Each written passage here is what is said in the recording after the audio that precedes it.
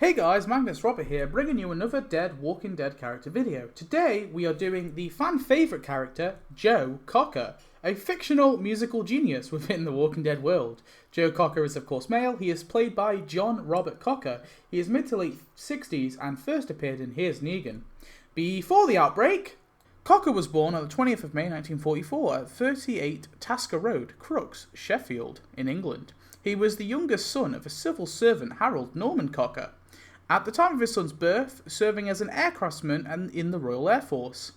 According to different family stories, Cocker received his nickname of Joe either from playing a childhood game called Cowboy Joe or from a local window cleaner named Joe. Cocker's main musical influences growing up were Ray Charles and Lonnie Donegan. Cocker's first experience singing in public was at the age of 12 when his eldest brother Victor invited him on stage to sing during a gig with his skiffle group. In 1960, along with three friends, Cocker formed his first group, the Cavaliers. For the group's first performance at a youth club, they were required to pay the price of admission before entering. The Cavaliers eventually broke up after a year, and Cocker left school to become an apprentice gas fitter working for the East Midlands Gas Board, later British Gas Corporation, while simultaneously pursuing a career in music. In 1961, under the stage name Vance Arnold, Cocker continued his career with a new group, Vance Arnold and the Avengers. The name was a combination of Vince Everett's Elvis Presley's character in Jailhouse Rock, which Cocker misheard as Vance, and country singer Eddie Arnold. The group mostly played in pubs of Sheffield, performing covers of Chuck Berry and Ray Charles songs. Cocker developed an interest in blues music and sought out recordings by John Lee Hooker, Muddy Waters, Lightning Hopkins, and Howlin' Wolf.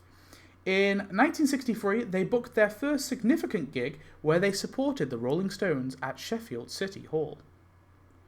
In 1964, Cocker signed a record contract as a solo act with Decca and released his first single, a cover of the Beatles' I'll Cry, instead. Despite extensive promotion from Decca, lauding his youth and working-class roots, the record was a flop and his recording contract with Decca lapsed at the end of 1964. After Cocker recorded the single, he dropped his stage name and formed a new group, Joe Cocker's Blues Band. There is only one known recording of Joe Cocker's Blues Band on an EP given out by the Sheffield College during the Rag Week and called Rag Goes Mad at The Mojo. In 1966, after a year-long hiatus from music, Cocker teamed up with Chris Stainton, whom he had met several years before, to form the Grease Band. The Grease Band was named after Cocker read an interview with jazz keyboardist Jimmy Smith, where Smith positively described another musician as having a lot of grease. Like the Avengers, Cocker's group mostly played in pubs in and around Sheffield. The Grease Band came to the attention of Denny Cordell, the producer for Procol Harum, the Muddy Blues, and Georgie fame. Cocker recorded the single Marjorie without the Grease Band for Cordell in a London studio. He then moved to London with Chris Stainton, and the Grease Band was dissolved.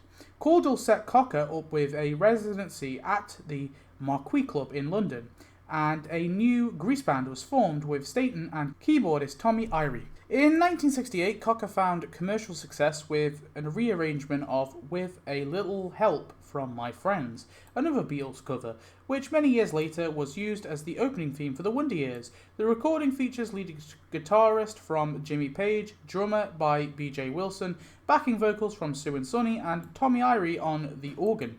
The single remained the top 10 of the UK single chart for 13 weeks before eventually reaching number 1 on the 9th of November 1968. It also reached number 6 on the US charts. The new touring lineup of Cocker's Grease Band featured a guy named Henry on lead guitar, who would go briefly play at the McCartney's Wings after touring the UK with The Who in the autumn of 1968, and Gene Pitney and Marmalade in early winter in 1969.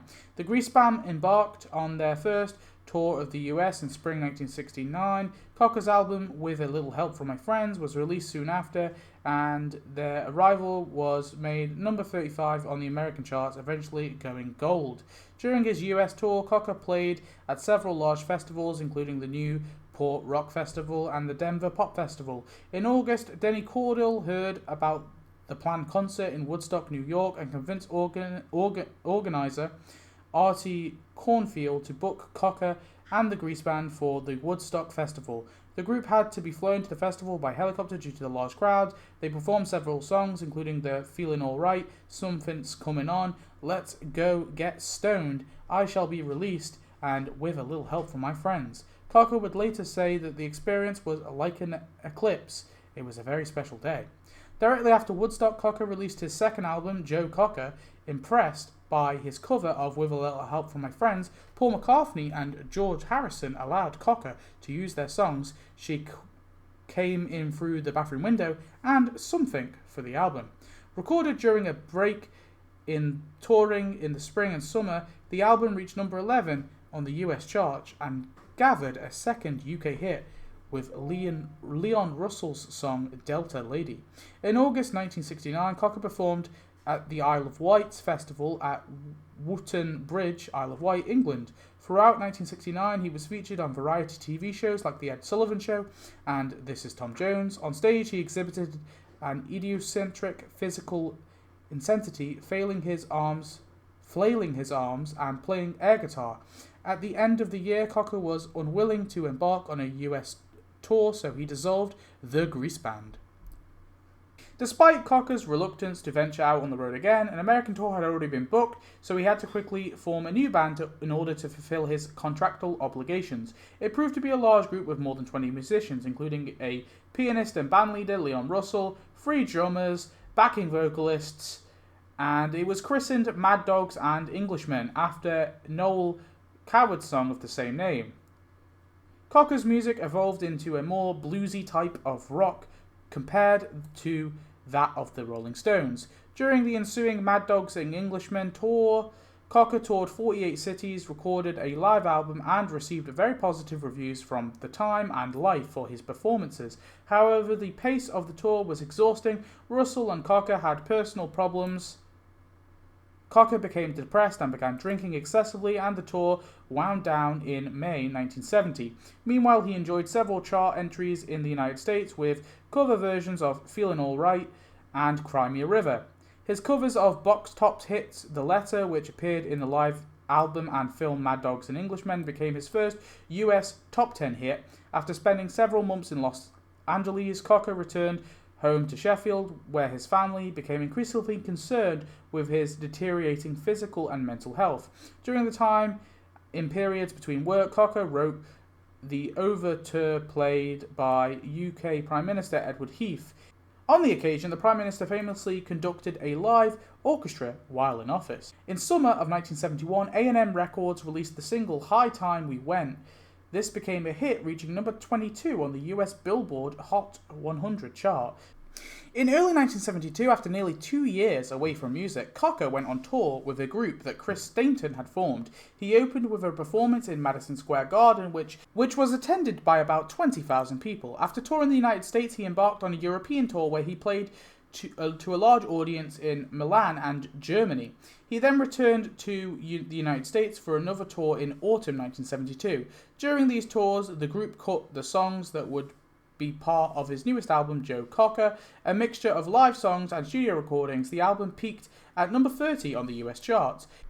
In October 1972, when he toured Australia, he and 6 members of his band were arrested for possession of marijuana. The next day in Melbourne, assault charges were laid after a brawl at a hotel, and the Australian Federal Police gave Cocker 48 hours to leave the country. This caused huge public outcry in Australia, as Cocker was a high-profile overseas artist and had a strong support base, especially amongst the baby boomers, who were coming of age and able to vote for the first time. It sparked hefty debate about the use and legalisation of marijuana in Australia and gained Cocker the nickname the Mad Dog.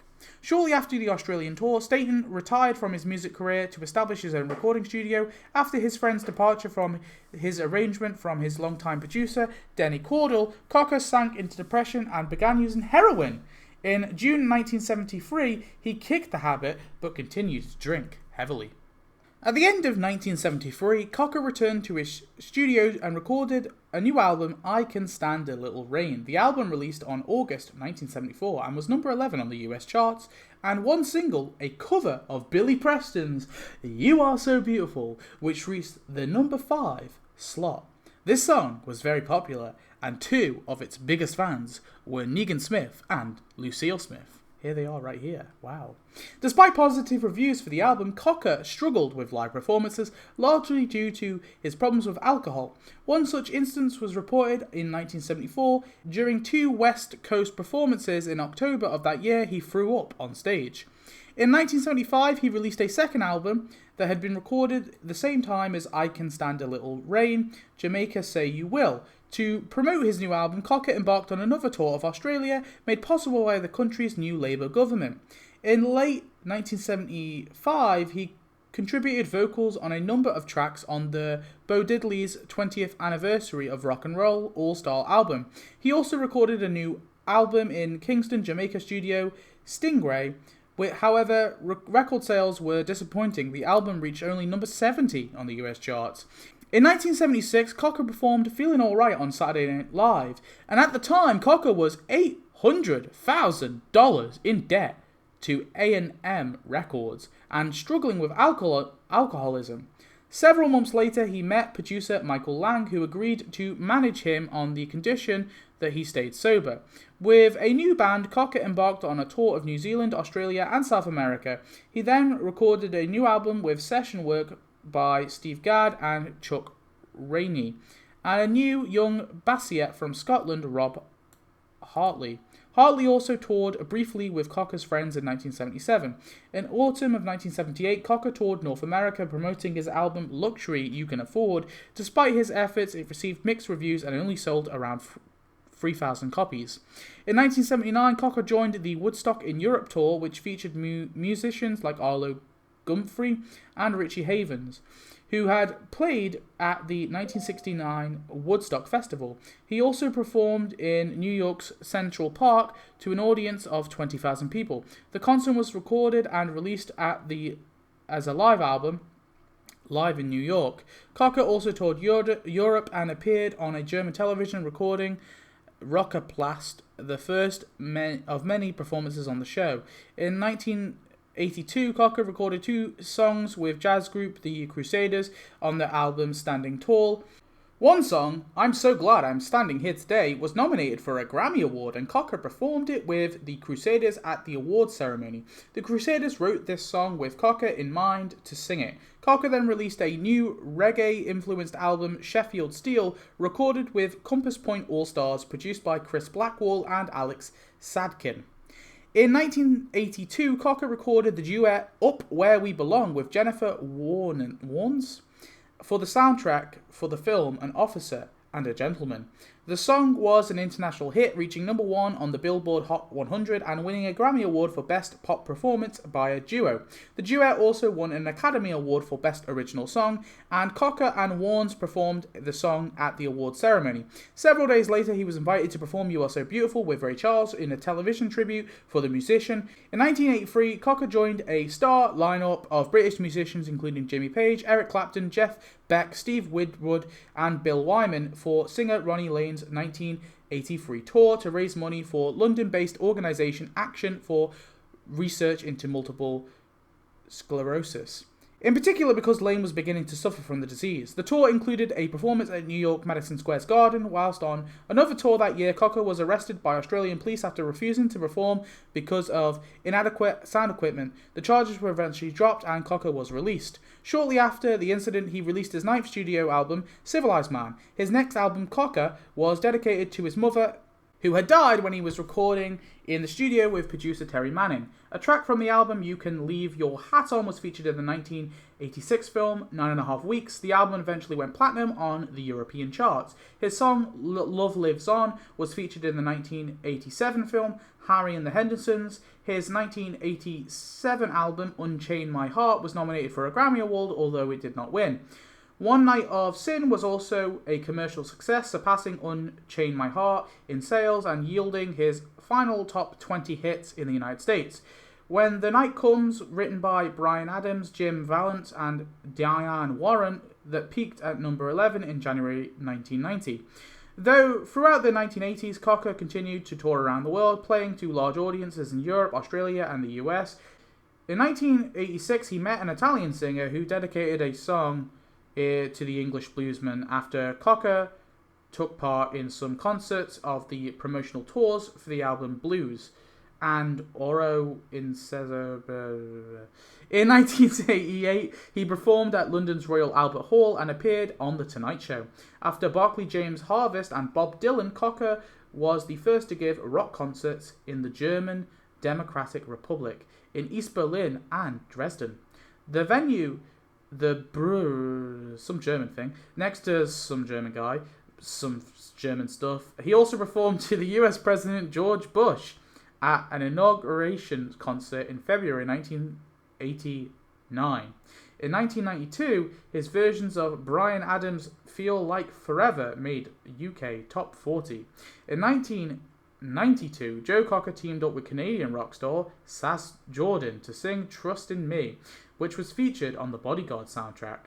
At the 1993 Brit Awards, Cocker was nominated for British Male Solo Artist. Cocker performed the Saturday opening set at the Woodstock 94 as one of the few alumni who played at the original Woodstock Festival in 1969 and was well received. In 2000, Cocker was the opening act in select cities in the United States and Europe for Tina Turner's 24/7 tour. He returned to Australia in 2008. On June 2002, Cocker performed with A Little Help From My Friends, accompanied by Phil Collins on drums and Queen guitarist Brian May at the Party of the Palace concert in the grounds of Buckingham Palace, an event for the Golden Jubilee of Queen Elizabeth II. In 2007, Cocker appeared playing minor characters in the film Across the Universe as the lead singer on another Beatles hit, Come Together. Cocker was awarded an OBE in the Queen's 2007 birthday honours list for services to music. To celebrate receiving his award in mid-December 2007, Cocker played 2 concerts in London and in his hometown of Sheffield, where he was awarded a bronze Sheffield Legends plaque outside Sheffield Town Hall. In April and May 2009, Cocker conducted a North American tour in support of his album Hymn for My Soul. He sang the vocals on Little Wing for the Carlos Santana album Guitar Heaven, the greatest guitar classics of all time. However, this album was never released because of the outbreak. So before we go to Joe Cocker after the outbreak began, I just have a few personal life things just to get out of the way. I know I haven't ordered this chronologically, but I'm reading a Wikipedia article. In 1963, Cocker began dating Eileen Webster, also a resident of Sheffield. The couple dated for the next 13 years, but they separated permanently in 1976. In 1978, Cocker moved to a ranch owned by someone in Santa Barbara, and there was a woman named Pam Baker who he met, and they eventually married on October the 11th, 1987, and they lived on Mad Dog Ranch in Crawford, Colorado. During his life, Cocker smoked 40 cigarettes a day until he quit in 1991, but the lung cancer that he eventually dies from was growing anyway. In Season 10, in a non-diegetic way, Joe makes his only appearance singing You Are So Beautiful as Negan finds his dead wife Lucille, burns her body, and emerges as a new man. So if you didn't guess by now, this was all just a meme for April Fools. But now I'm making the executive decision and deciding that Joe actually survived the initial onslaught of the outbreak. Now, the outbreak obviously happened in August 2010, so anything that Joe Cocker did in real life after August can be assumed to not have actually happened, because obviously there was an outbreak going on with zombies and all that. But I'm going to decide that Joe Cocker managed to survive until eventually in 2014, in December, he died from the lung cancer that was already growing anyway due to his smoking earlier in his life. This would have been sometime after Rick's disappearance, so R.I.P. Joe Cocker. Joe Cocker obviously wasn't really a Walking Dead character. Well, kind of. I mean, he technically is now canon to the Walking Dead universe because Negan references him by name. It's also possible that Half Moon and Cocker may have crossed paths and even performed together, seeing as Negan is a fan of Cocker and presumably a fan of Half Moon, or at least he knows him. I did this all as a meme, but it was interesting to learn about this man. I mean, I'm not a big music fan, so I actually learnt a lot. I hope you did too.